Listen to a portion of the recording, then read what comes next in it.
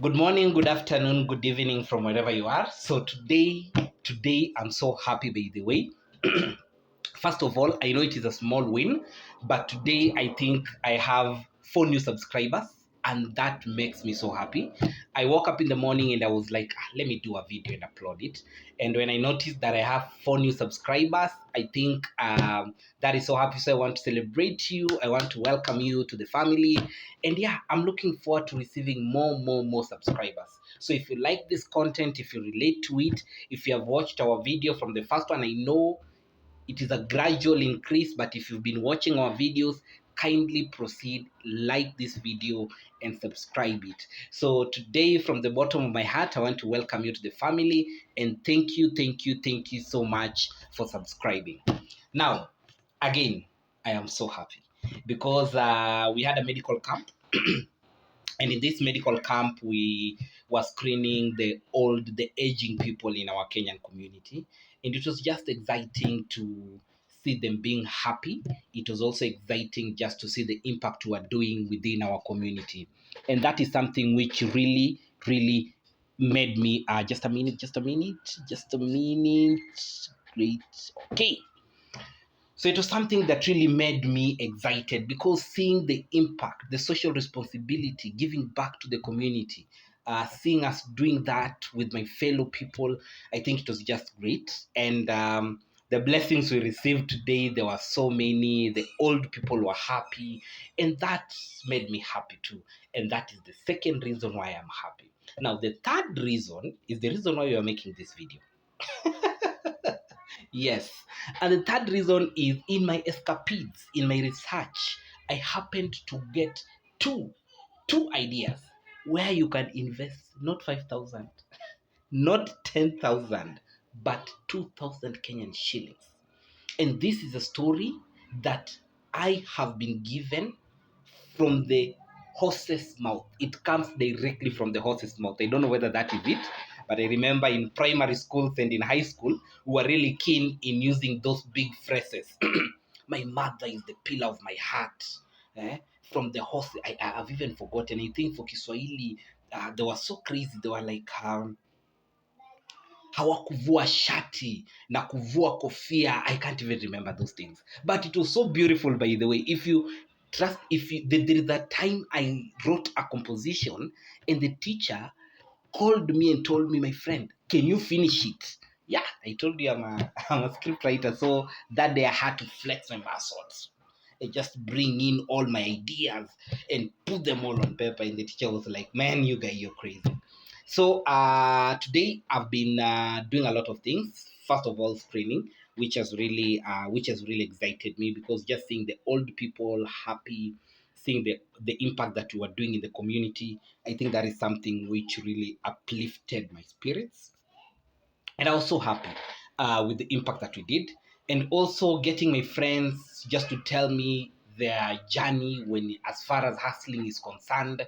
Two of them on how they began their life with 2,000 after losing their job. It was so crazy because, and I'll begin with the first story, then we'll go to the second one. Now, the first story is a story of how this person has invested his first initial capital was 2,000 shillings, but right now I won't say that his net worth is maybe 100 million or 50 million, but it's somewhere between 1 to 10 million, which I think is good because for him, he says that if it were not for his girlfriend, then he couldn't have had that mind to do that investment.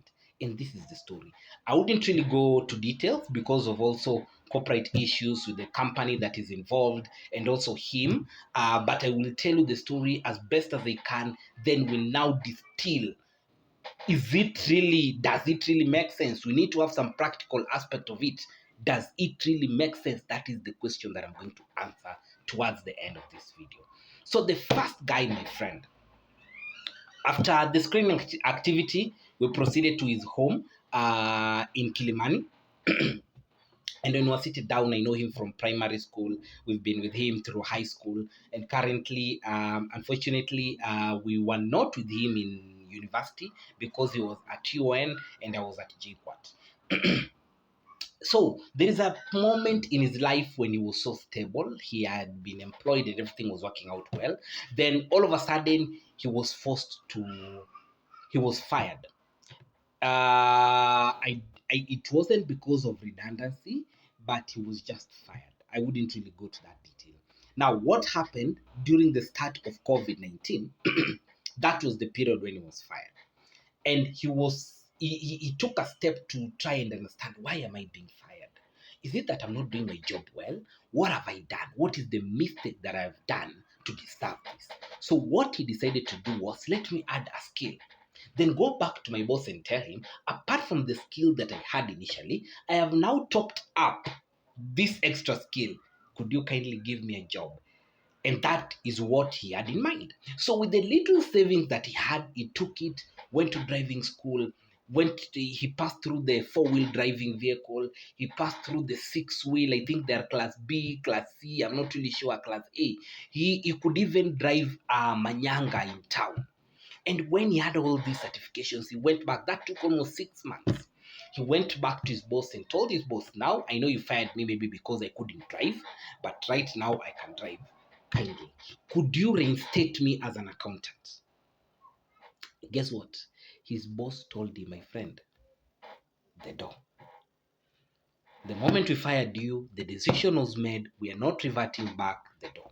Then he was like, tell me the reason why you fired me, so that if I get another employment out there, at least I should know best. And the boss was very reluctant. The boss did not tell him anything, and he showed him the door. So it reached a point in his life when he was so tired mentally, physically, he was exhausted, and he had only, I think, 2,000 in his bank account. And this time around, and he had reached a he had no option left, because he had exploited the only option that in his own mind he thought that this is the best thing for me to do. So when he called his girlfriend, who was in some place in Western, by that time the guy was living in I don't know whether I remember, but I think it was some place that was close to, what is this place? Do you know when you go to railways, there is a place where you cross the bridge and there, is it called Landmau or something? I think, yeah, it might be Landmau. I'm not really sure. So he was leaving those sites. So when he called the girlfriend and he was so stressed, and the girlfriend was like, okay, so what do you want to do? And he was like, me, I don't know what to do. I think this is my final point. I'm just going to sit house and relax. So the girlfriend told that partner, how much do you have on your pocket? Then the guy was like, I have 2,000. And the girlfriend was, let me leave the place where I am in Western. I'm coming to Nairobi. Then I will give you a plan of how we will spend that 2,000. But before, apologies for that, but before I reach, kindly do not spend even a coin. So the directive was, do not spend even a coin. So the guy was like, okay, then what will I eat? And this is the only money. And she told her categorically, spare that 2,000. I am coming to Nairobi and I will give you a plan, but do not spend it. So when the girlfriend arrived, the guy had to survive with that 2,000 until the girlfriend came. If you're familiar with the size that I've just told you, you don't even need to board a matatu when you're in town. You simply just cross the bridge and you are in that environment. So when the girl came, she was like, okay, do you still have the 2,000? Yes. Now this is the idea that I have.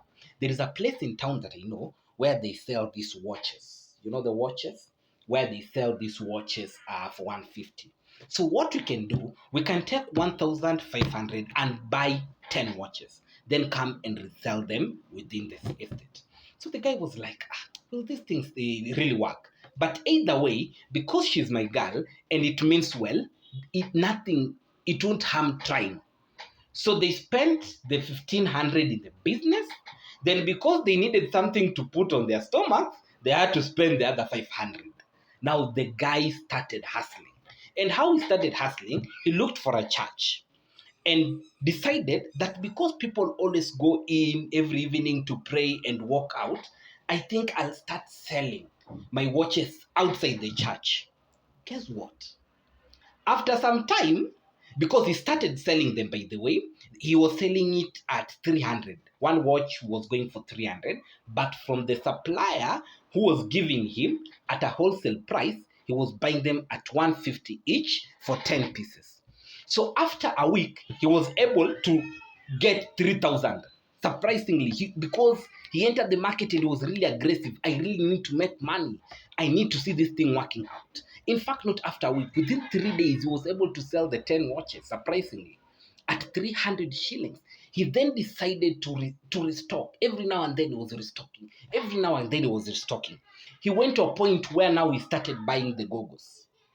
You know, the specs, the shades that you buy for 500, 600 shillings. He was buying them at 200, at 250. Guy was making 100 or even 150% in profits.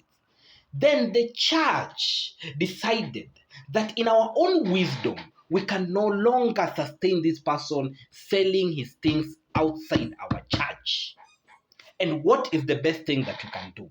The guy is not paying rent, so at least he's taking that advantage of this place of God, so he can come, and he's not selling it from inside, but the walls of the church, the gate, the walls, then he's outside there. They came and told him, my friend, from now henceforth, you should take your things and vacate. You are no longer welcomed here to sell your watch. Another setback. So he decided, let me do the right thing. Because I've been selling this thing for, let's say, 2 months and 3 months, and I'm getting all this profit, it means I am in a position to now rent a place. And that is exactly what he did. He went and rented a place along Mombasa Road and took these spinners. You know, the spinners where you put some goggles around, you put some goggles so people come and pick. He put those spinners there. He continued selling watches. And trust me, as we speak, the guy is employing over 10 or 15 sales agents in Nairobi as we speak. The person has 10 shops that sells phone accessories. Because he has upgraded, he's still selling the watches, and he's still selling the shades. Bigger, banner, bigger. We're supposed to be happy when one man leaves the block, banner. Bigger. I was so happy because, yeah, we meet, we talk about these things. I've seen his journey all through, but just listening to that journey, now that I've started uploading financial advices to people where you're supposed to do some investment, I thought it best to come and just repeat the same story so that whoever is watching this story out there can be encouraged and can know that it is not the value of money which you have, it is the zeal and persistence that you have, which will propel you towards having or attaining your dreams. So currently, the guy is an employer, and I was telling him, because you are not happy the way your employer treated you, I hope right now you are doing your best not to treat your employees in the same way. And he was saying that he does his best and is trying as much as he can not to be like the employer, not to be like his own employer. So that is the first business idea that I can share with you. Now, the other business idea which I want to share with you. In Kenya, we have these things called malimali. Malimali are those plastic stuff, the plastic plates, the plastic cups, the plastic dishes, bowls. What can I say? The graters. What can I say? All those things put together. Those are what you call malimali. Now, with the 2,000 shillings, my friend, you can go to a supplier who will sell you a whole bale of all this malimali. And if you distill it per shilling to one container, it goes only for 10 shillings. And you can be surprised that if you just sell one of the containers, let's say even 25 shillings, you have made more. Your profits have translated to more than 100%. So you need to go to Kamukunji. You need to look for someone who's selling those malimali in bales. You need to purchase from them around, let's say, 1,000. Because if you purchase, let's say, 1,000 at 10 shillings each, you have 100 pieces. Sell those pieces at 25 shillings each, you have 2,500 pieces. What does that translate to? More than 125% or 150% in profits. in gross profit minus the expenses, etc, etc. So 2,000, these are two businesses which you can open with 2,000. You can take your mali, you go and sell it maybe in the rural side. You can take your mali, you go and sell it even in the normal Nairobi towns. You can sell it in Juja, you can sell it in Ruiru, you can sell it in Ruaka, you can sell it anywhere. You just have to go and bring it from where the supplier has it, put it there, and start selling it. You can even be your own supplier. You pick a merchandise for 1,000 shillings. This merchandise has 100 pieces. You sell it in wholesale at 20 shillings in the rural places. You can take leverage of, of, of people not wanting to go to Kamukunji, but they want these goods to come to them. Then you charge them that extra amount. We need to understand one thing. With proper planning, with proper research, as of now, I believe any amount of money you have can push you to some extent. It can help you open your own business. You can take leverage of the digital space. This is something that I've been saying from my first clip. You don't need to open a shop. You don't need to incur the extra expenses in terms of rent. You can save that. You only need maybe to register a business name. You need maybe to get the ETR so that you can meet your tax obligations as a business person. But you can take leverage of the digital space. And once you do that, you can market your merchandise. The watches, market your merchandise through digital space. When you go and get, let's say, the Mali stuff, market through digital spaces. They're there, they're available. Give people packs. If you buy this in bulk, I give you this amount. If you buy this in bulk, I give you this amount. Do your delivery. Cash your money. Get your money. It's all about multiplying the money that you have. I'd like to see us all win. These ideas are there with us. They're so isolated, but I don't want us to work in silos. I want us to share our success stories. I want us to come here and also share our downfalls so that somebody can learn from both. So it's not just an issue of it's all rosy. No, it's an issue of do your research, plan well, investigate, try it out. Because an idea is just an idea if you don't put it into action, okay? So thank you so much. Today is a very, very good day. Once again, shout out to those 4 people who subscribed. I'm looking for more subscribers.